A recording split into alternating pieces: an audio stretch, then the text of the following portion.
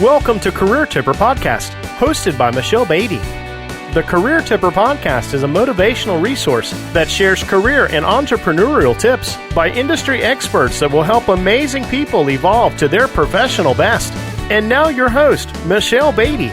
Episode 40 of the Career Tipper Podcast features Ashley Kirkwood. Ashley negotiated a $60,000 raise and bonus at her job. She eventually transitioned away from that role and started her own law firm, focused on helping entrepreneurs, startups, and social media influencers. Before law school, Ashley spent her time consulting for startup companies. Her legal accomplishments has garnered her press recognition. Her experience as an entrepreneur, consultant, and lawyer at a large law firm led her to create Mobile General Counsel. During this episode, Ashley is going to share how you can master salary negotiation. I'm your host, Michelle Beatty, professional development author and coach. Ashley, welcome to the Career Tipper Podcast. Thank you. Thank you so much for having me. I think this is going to be a great episode. I think salary negotiation is something that so many people, they battle with. Sometimes I feel it's a confidence issue or just not knowing how to have the conversation or even where to begin to research it. So Ashley, I'm really excited about you coming on and sharing your insight and your experience with this. This is going to be good. So definitely. Please start off by sharing with us your journey to mastering salary negotiation. Yeah, so I started salary negotiating very, very early. I think I got my first corporate internship when I was 17. And it was the first time that I negotiated my salary. I was an intern. It was the summer of my freshman year of college. And I had an offer from Siemens Building Technologies and Walgreens Corporation. And at that time, they both wanted me to work for them. And they were both very, very, very far, all the way in Deerfield, Illinois, which was far from where I lived. It would have taken me 2 trains and a bus to get there every day. So I knew I was going to be going out there. So I started negotiating with them. And the one company, I think what it taught me was, even at that young age, the way to negotiate is by having demand. So making sure you're in demand. It's very difficult to negotiate when you have you have one option because you're scared of losing that job and they probably know you can't go nowhere else. So I think I won't tell you that everyone can do this. What I'll say is if you are in demand and can create some demand around your services, then you should be in a position to negotiate. So at that time, I was just negotiating a couple more dollars per hour. And I negotiated 1 day a week from home because I knew that my travel would be extensive. None of those things were offered originally. So I negotiated and I went with whichever company would pay me the additional money and whichever company would give me the additional benefits. And I used those benefits they were willing to offer me as kind of a proxy for which company wanted me more and hopefully which company would treat me the best. I had a really good summer at Siemens, so that seemed to have worked out. But it doesn't always work that way. Sometimes companies will negotiate with you because they have a lot of money and they still won't treat you well. So that's not always the case.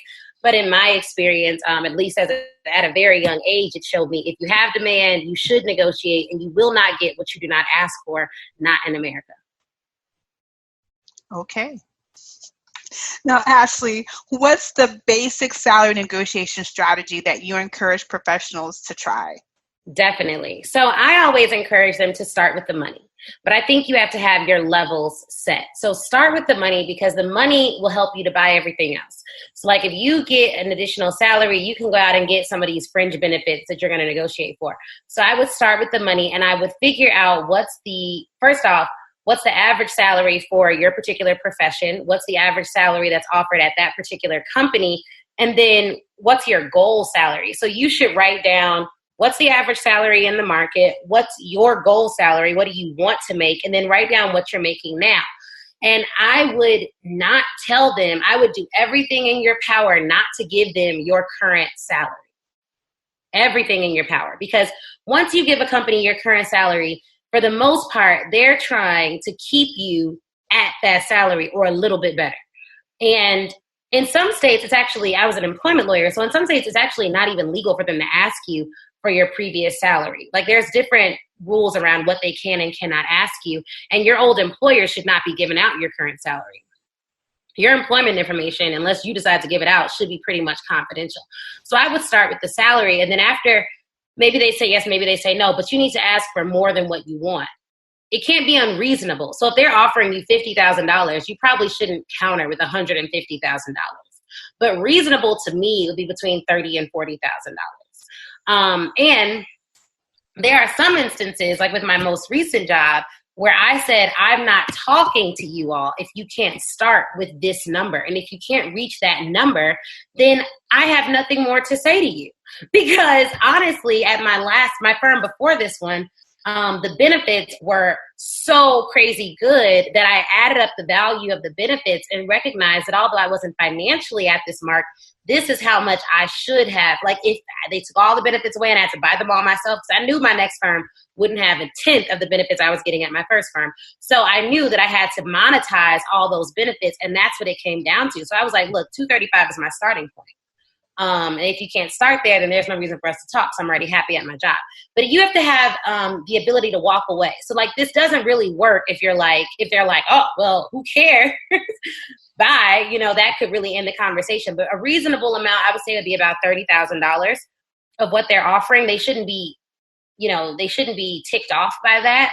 I don't answer those questions about what did you make before. I go all the way around them. Like I was making something comparable to what I'm requesting now. Like there's ways not to answer those questions directly. And quite frankly, you need to do what you can do to protect yourself, because once they find out that you're making less than what you're asking for now, you'll never get ahead. And there's other factors at play here too, because we all know that women and minorities typically don't make as much in the workplace. And a lot of it is because of what we ask for. But the other piece of it is we typically start less. Like our initial offers sometimes are less than other people's.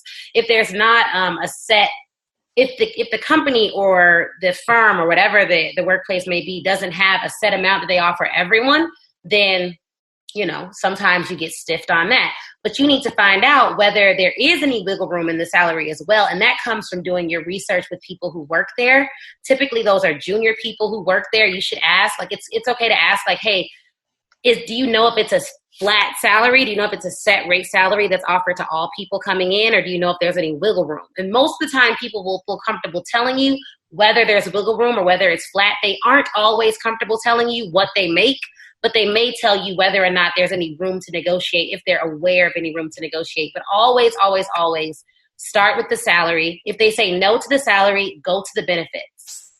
And that means, can I get an additional 5 vacation days? That would make it a lot easier for me to do this job. Not that I like to take off those days, but I would just love to have those in the event that I need to take some additional time off. And I'm happy to schedule those around the time that works best for the company. If they say no to that, then so start with salary, go to benefits, and look at the package. Figure out whether there's any wiggle room in the package. If they say no to benefits, then that's essentially them saying no to money and no to benefits. Those are the two most important things. So I recommend you start with salaries. That's the most important. Go to benefits. That's the next important. And then after that, you can go to job title. So negotiate what they call you in the position. Like, okay, I understand you all can't do anything about the salary and the benefits at this time, but it looks like right now the position is an associate salesperson. I have over 10 years of experience. Do you mind if my position is called associate sales manager? Is that an option? Because that would really set me up for the future that I want with the company to go into management. Even if my job or duties don't change, I would love to have that title starting out. And that just helps so that when you're looking for your next job, you have a manager title. And it may help you get into a door in areas where it will not otherwise would not have even been seen. So typically, and this varies. Some companies will not even budge on the job title, but you might as well ask while you have the nerve. All of your power comes at the outset of your career. Before they see your numbers, before they see whether you kill it or whether you bomb, before they have any data to go against you, at this point they want you to work there. This is going to be your best chance to negotiate. If they say no to that, then I would go to negotiating the negotiation in the future. So then you say, look, I understand at the time right now, you all are not ready or willing to negotiate. Would you mind if we revisited this conversation at the end of a 6-month period so I can show you how I've added value to the company? Can we reopen the negotiations in 6 months? What that does is it gives you a way back in the negotiation door, because once you get into a company, you lose your power. Just being honest, you lose your power, you lose your nerve. And depending on how it goes the first 6 months, you lose your leverage. Because when you're the fresh, new, shiny person coming into the door, they love you. They're like, this is our superstar. She's a rock star. She's killing it. She's crushing it. We love everything about her. We love her dirty bath water. But after about 6 months, maybe you were late. Every now and then it happens. Maybe you didn't have a rock star month. If I used to be in inside sales, maybe you don't have a good month. That kills your credibility in sales if you don't have a good sales month. Or maybe you're in a profession like law where it's 100% subjective and they can pretty much say you're a rock star or you suck. It's all based on how they feel. And if you're in one of those subjective professions, you're not in an income generating role within the company. Your power and your reviews are really based on subjective metrics, which is dangerous for a lot of different reasons. So you just want to make sure at the outset, you reopen the opportunity for you to negotiate after 6 months. And then typically what that does is because you've given yourself a shorter runway to crush it, you're going to kill it. You're going to go and do exactly what you want to do because you want to have ammo for that job negotiation in 6 months. And if that happens, you need to make sure within those 6 months, every client email you get that's good, all the great feedback you get, you print it, put it in a folder, and you bring all of that with you to your next negotiation. Like since I've been here in 6 months, 10 clients have said that I've done good. My managers made me employee of the month 3 times. I'm on track to do X by the end of the year. I would love to talk more about what we discussed earlier. Is there a way for me to get, and then you do it again. But this time, if you're doing a renegotiation, I would focus on salary because your benefits, it's very difficult for your benefits to change mid-year administratively. Like that just may not be able to happen. You get into enrollment periods and all that other type of stuff. So you want to make sure that you're setting yourself up for success. Vacation days, maybe. Job title is also tough because once you start at a certain job title and other employees know you under that title, managers have to answer questions as to why now all of a sudden your job title's changed. But salary is something that can be discreetly changed. It doesn't require explanation. You come in on Monday making $65,000. On Tuesday, you make $85,000 and your cubby mate is no more the wiser. So I would stick with salary when you're renegotiating. But those are the steps that I recommend. 1, start with salary. 2, go to benefits. 3, go to job title. And if all else fails, the nuclear option is like reopen that door to negotiate in the future while you still have some nerve. Indeed. You got to build up the nerve. Yeah, definitely. What are a few reality factors that professionals should consider when preparing for salary talks? Definitely. So one of the reality factors they should consider is the person you're talking to don't even make the money that you're asking for.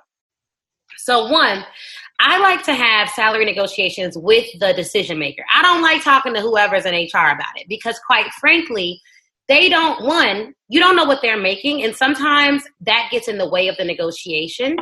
2, they don't have a power over that. They can't say yes. And so what if you can gauge, and this depends on who shepherded you in the process. So your best bet is to go to a company. 1, if you're recruited to a company, this changes the game. And in most instances in my life and personal experience, I've been recruited to companies. But if you're going in and you just have applied blind, you want to find an advocate, someone who you connected with through the interview process, and you want to appeal to them and say, hey, I love this company. This is definitely the place to me. For me, I've done some accounting on my end, and there are just a couple of things with the offer that would make this easier. Who could okay this for me? Do you know? Like you want to be very inquisitive, very soft, very airy, very like, I really don't know, especially if you are a woman or a minority. And the reason for that is studies show that when women salary negotiate, it is seen as aggressive. And so regardless of whether it is, of course, I don't think it is. I think that's a complete joke, right? If it were up to me as a woman, I would go in and be like, this is what it takes because I'm badass at this. You know what I mean? Like that would be like the thing, but you can't do that. You cannot do that. If it were up to me, that'd be like the way you'd go, rah, rah, rah. But you can't do that because perception is reality. And this is your future employer. So you don't want to come off as a diva. Okay, you can't, even though you're not being a diva. You're just asking for what you deserve. You're getting what you want, but you can't, it doesn't matter. The reality is people still perceive women as minorities as they should be grateful to be at the table. They should be there. They shouldn't talk. But if you're going to start talking, the way you deal with that is you find an advocate or an ally at the company, someone who aligns with your vision for yourself, or they align with your vision. You just connect with them. And this is going to, because you don't have much time. This is just an interview process. So that's going to have to be, you're going to have to be aware of the energy that you put off and that they are putting off, and say, okay, I think I connected with Katie. Let me go to her for advice. You don't go to Katie and ask for the money. You go to Katie for advice. And you say, hey, Katie, this is really awkward. That's how you can start, because it shows them that you're humble, you're nice, and whatever. This is what people need to hear for whatever reason. I completely disagree with this, but this is what I've seen work. This is really awkward, Katie. I looked over everything, did some accounting on my end, and it just looks like there's going to be some monetary things that I need in order to make this offer work for me and my family. And I'm really looking forward to accepting it. Who do you think will be the best person to speak with about this? Katie may not be down. She may just tell you, hey, talk to Jim in HR. Jim is not going to be the decision maker. But Katie might just say, maybe you got to talk to Jim in HR, but the person who's going to make the decision is Tom, and I'm happy to make an introduction. That would be great, because you need to know who's the ultimate decision maker. Because what typically happens is, if you go to this HR dude, Jim, whatever, maybe Jim's making 50 grand. You're asking for like 95,000 and all these benefits. Then Jim goes to Tom, the decision maker, and he's like, I don't know what's wrong with this girl. Now all of a sudden she wants 30,000 more than this. She wants this, she wants this, she wants this. Now, the easiest way to have this conversation, and this is why options matter so much, is to say, hey, I would love to accept this offer, but I have another offer on the table. So in order to accept this offer, I would need the following, just so I don't lose anything on the deal. Now, everyone understands that, because everyone gets that although we all love our jobs, we all work for money. If we were independently wealthy, who knows what we'd be doing? I know I probably wouldn't be chasing down clients. Like, I'd be somewhere on a beach helping children. You know what I mean? So everyone understands the concept of we work for money in this country. So if you say you have another offer, and note, I said I have another offer on the table, and so in order to make this work, I'll need the following. I didn't say I have another offer on the table that's offering me all these things. Wording is very important, because you want to maintain your integrity, but at the same time, you have to posture yourself so that they may believe that this other offer is offering you all of these things. And there's nothing wrong with that. And to be fair, I don't know if you all have watched Law and Order, but when they bring in a witness on Law and Order, they tell that man everything under the sun to get him to confess to the real crime, don't they? That's kind of how salary negotiation is, except unlike the cops on Law and Order, I don't recommend explicitly lying, but I do recommend a little bit of posturing. So you need to actually have another offer, because if you don't, and they call your bluff and they're like, well, go to the other company, what are you going to do? You know? So you have to save face a little bit. Some of it's posturing. You want to make sure you have another offer. You want to make sure you actually have something else on the table.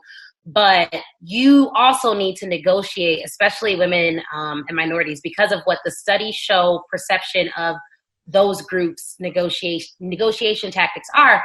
You want to make sure that you're pivoting in a way that's like, okay, I'm not saying I deserve all these things, although you probably do, but these are the things that I need to make myself more comfortable. Because the reality is people hate talking about money, which is why your friends don't tell each other their salaries. But we should be talking about money, because the only way you're going to feel really comfortable negotiating is if you know for a fact that other people have gotten this. Like, I knew I negotiated a $60,000 raise. I was told another woman had gotten $100,000. She was more senior than me, but had I known that beforehand, I would have went for the 100. But without knowing, because knowledge gives you confidence. That's where your confidence comes from. It comes from knowledge. It doesn't just come from like the air. When you see confident people, now there are some exceptions here, obviously. I am the most confident when I know what I'm talking about. There are other ways to build confidence, like self-esteem, inner work, all that stuff. But the quickest way to do it is to know what you're talking about.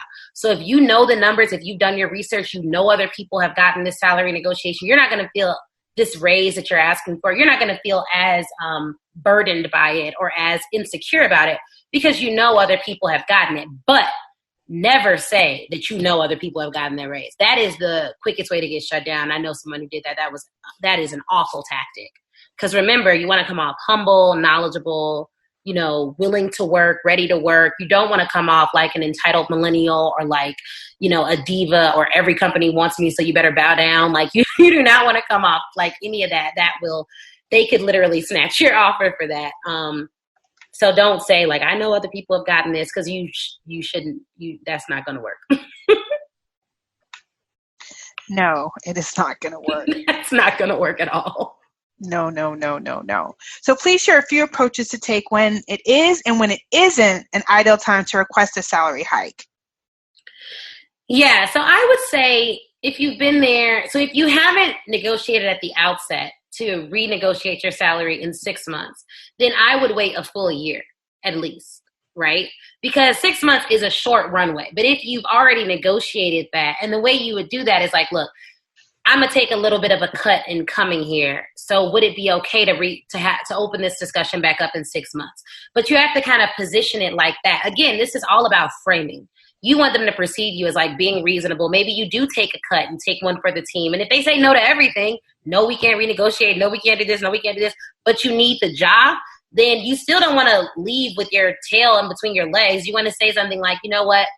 I understand the company isn't financially in a position to do this right now, but I believe so much in the mission that I'm going to give it my all, and then we're going to have this discussion again in a year. Like, you want to make sure that you're always positioning yourself to win in the future, and they have to know that this conversation will come up again. But the ideal time would be at the outset of your employment, before you start, and then again at the end of a really strong year. If you have a horrible year, you can't just go in and say, hey, I need more money, because once you get in the company, you have to add value to the company in order to request additional benefits. Now, you don't have to. Some people do it without doing that, but the strongest position you can be in is at the end of a really strong year. And if you can, get recognized on some publications, like really build your brand while you're at this company, get on a 20 in the 20s list or a 30 under 30s list. I did that for Cranes, and that was really helpful to build my professional brand, because it's very difficult for them to say you suck when you've already been recognized for doing great things.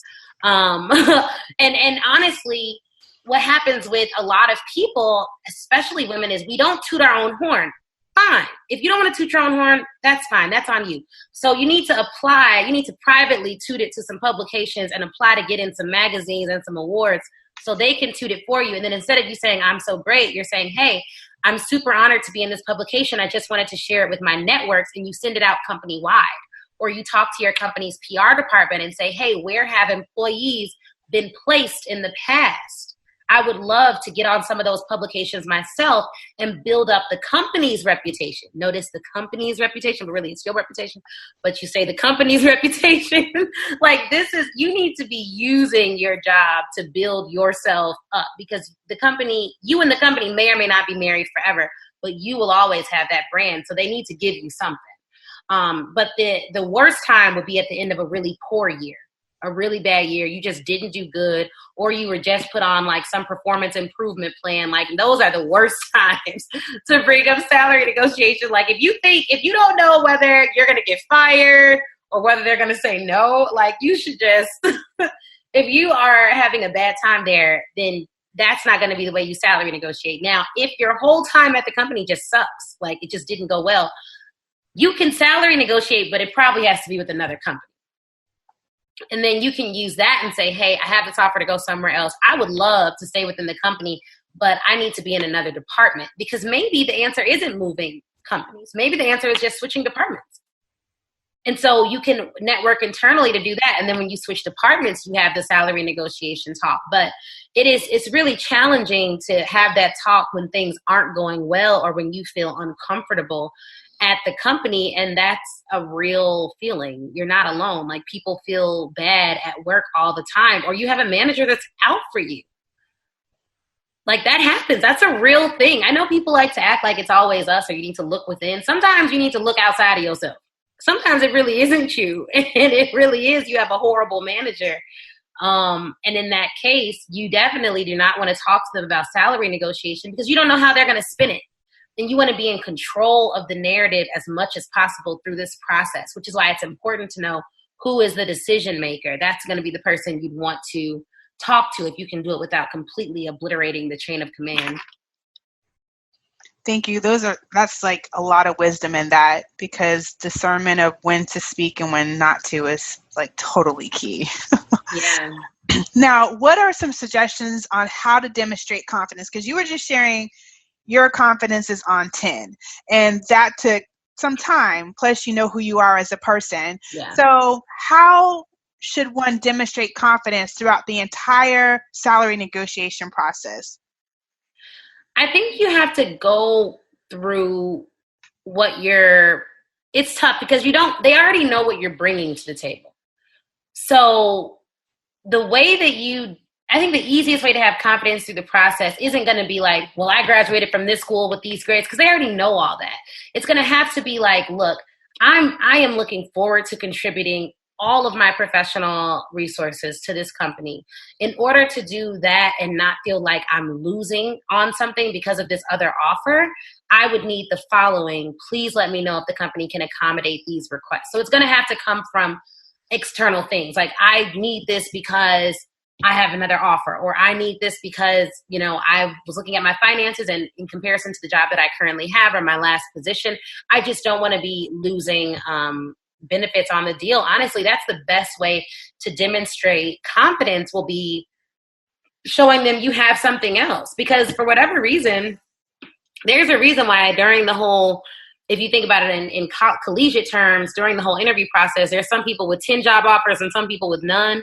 It's literally because if in the interview I would tell a law firm or a company, I have another offer, I'm just interested in figuring out, whether or not we can move forward here. Then they're like, oh, she has another offer. Let me give her another offer. I don't know why. It's like, it's very petty, really, because they're not so much concerned with, am I the right fit for them? It's like, oh, she's the right fit for somewhere else, but she must be the right fit for us. And I think that demonstrates a silent confidence. They're like, oh, there must be something to this chick if she has all these offers.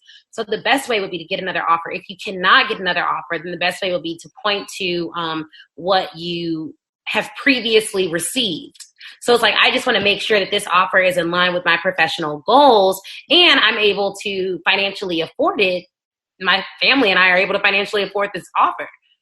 Because sometimes, depending on where you live, like if you're in New York, a $70,000 offer will be great in Kansas, but in New York, that may mean you literally can't afford it. And so there's nothing wrong with saying that, and you just want to watch your tone with it. Like, you can't be like, I can't even afford this. Y'all offering me $70,000. Like, it can't be that. It has to be more so like, I've run the numbers. I'm super excited about working here. I just want to make sure I'm in a position to afford my obligations while doing my best job at work. And everyone knows you can't do your best job at work if you're wondering whether your lights are going to be on or not at night. Like, that's a reasonable request. So you just have to know what's going on. So I think you demonstrate confidence there. But then too, you need to do some affirmations before you have this talk. Like, I am worth it. This job does not define me. If they don't value me, then I don't know. Like, I want to work somewhere that values me. I think in this day and age, especially with millennials entering the workplace, it's kind of shaken up the atmosphere in some sense, because people are now saying that we don't think money is everything. It is a great thing, but it's not everything. There's not a cost to my peace. There's not a cost to my happiness. There's not a cost to any of that. Like, you can't buy it off me. So do you really want to work somewhere that devalues you or that won't pay you enough money to keep your lights on? Probably not. I can't make that decision for you, though, because I'm not going to pay your light bill. So, like, that's a personal choice. But I do think affirmations really, really, really work. And I will say this, I am a confident person, but I work on it every day. Like, I choose to be confident every single day, because I've been in workspaces where they do not value me and where they are disrespectful towards me. And if I allow external factors and things to determine my worth, then I will literally see myself as worthless. I can't give that much power to someone else. And there are times where I don't feel confident, but I work through those times and choose to show up confidently anyways, even when I don't feel it. So people should know that about confident people. It's not like people wake up and they're like, yeah, I'm the crap. I already know this. It's like, you choose that versus giving in to like the internal thoughts that are saying you're not good enough or you're not worth it, so no one's going to pay you that. So you have to work on that internally, but externally, look at the numbers, have your data, do your research, talk to as many employees as you can at the company. Junior employees, I think, are more open. And then go from there. I love that. Thanks so much for sharing that. Now, earlier you touched upon a few no-nos when it comes to salary negotiation. Do you have any more that we need to consider the listeners? Yes. So one of the no-nos would be, you don't want to it's one of those things like say less, you know what I mean? Like, you don't need to tell them, I looked on salary.com and saw this, or I looked on Glassdoor and saw that. You don't want to say that. You don't need to tell them which employees you talk to get this information. You don't need to reveal your sources. You really don't. I don't think that helps at all, because you don't want to get anyone else in trouble. You want to say only what you need to say to get the conversation going. And because it's a difficult conversation, I recommend you have it over the phone, not in person if you can avoid it, or over email, because it gives you more control of the narrative. And I recommend, if it's over the phone, that you write out your initial script, so that you literally read it off of your computer screen, or you read it off of a piece of paper. That way you don't lose your nerve and start stumbling, because it is a really uncomfortable conversation to talk about money unless you're used to it. Like me being in sales, I literally got hung up on hundreds of times a day because I was doing like inside sales, cold calling. So people, I would ask them for their money. I would not know these people, and they would say no all the time. So I'm more used to it than others. I have a little more resistance to that. But even for myself, it is very uncomfortable literally getting an offer and like kind of dampening the mood by being like, this offer is good, but you know what I mean? So write yourself a script so that you say the initial words you need to say. And then from there, you'll get a little more comfortable once you have the words out. So I would not do it in person. I've never done one in person. I've always done them either over the phone or via email. And I recommend that if you can control the narrative, please do. And if you're going to do it over the phone, don't start like babbling or stuttering. Like if you start getting super, super nervous, you just need to say like, hey, something came up. I would love if we could reschedule this again for tomorrow, and then get your nerve back up. Practice with a friend or a family member what you're going to say, because it may be, depending on your comfort level, you may not need to, but like if you are really uncomfortable by it, then you should practice. Write out your script for yourself. These are some things that I recommend in order to like help you with your confidence, that you don't, like, for lack of a better word, like punk out or anything. So just do these things. It may really help. And then, yeah. But don't say you've looked up their salary. Don't mention anyone else's salary. That's the main thing. I've said this before, but people do that. They literally say, oh, I know you gave Sarah $50,000. I want that. No, it's not going to work. It's not going to work. And you just violated Sarah's trust. So you definitely want to make sure you do not bring up other people. You make it 100% about you and what you need and how grateful you are for the opportunity, because you don't have a right in this country to employment. You don't. And it's most states are at will states, meaning you can be fired for anything, for any reason. And so it's important that you don't blow up your offer by being disrespectful through this process. And even if you don't mean to be disrespectful, sometimes because of the very nature of the negotiation or what you're negotiating, it can come off, it can rub people the wrong way. So you just want to make sure your tone is impeccable. Now, how has salary negotiation helped you? Yeah, so I think for me, it was helpful because, one, it helps you to know what you're worth in the market, because as an entrepreneur, you have to charge for your services. And someone has always charged for my legal services. It just hasn't been me. Like, I haven't been getting the bills and the invoices. And so with that, it was like, okay, great. This is what I made. I need to figure out how can I replace this income. And I know what I was being paid every single hour that I worked. So it helped me to calculate my hourly rate. And then two, it put us in a position, when you make more, you save more. Well, not always. Because I made more, I put more away in my 401k. I was able to give more money. I tithed too to my church. So like I was able to give more to my church, which is all good, because now that I'm rebuilding, I'm not able to give nearly as much to the organizations and things that I've loved to give to in the past. At least not at this stage, maybe after my first year. So I think it helped in all those categories, but also it kind of gave me the confidence to say, like, look, if someone will pay me that much money to do a job, essentially is what it was. It was a job as an attorney. Then I can get more. Like I should be able to replace that income because they were making so much more off me. So if your job's paying you $100,000, they're not making $100,000 off you. They're making like $500,000 or $600,000 off you. So if they were paying me close to 300, they were probably getting 900,000. You know what I mean? So like when you think of it in terms of no company is paying you exactly what they're getting for you, obviously, because there's things like overhead and all of that. But you can figure out how to do some things on your own. And I think when you make the ask for this, for your salary, you get more comfortable making the ask for other monetary things. Like now I have to ask clients to pay my invoices. Like, this is what my services are worth. Are you willing to pay that? And I have to ask, will you pay this rate month to month? And if you won't, we have to be fine. I have to be fine walking away from the relationship at that time, because maybe they'll come back and be able to afford it later, which is fine. But you just have to get comfortable as an entrepreneur talking about money. It cannot be something that you don't want to talk about. Because if you don't want to talk about money, that means you don't want to get paid.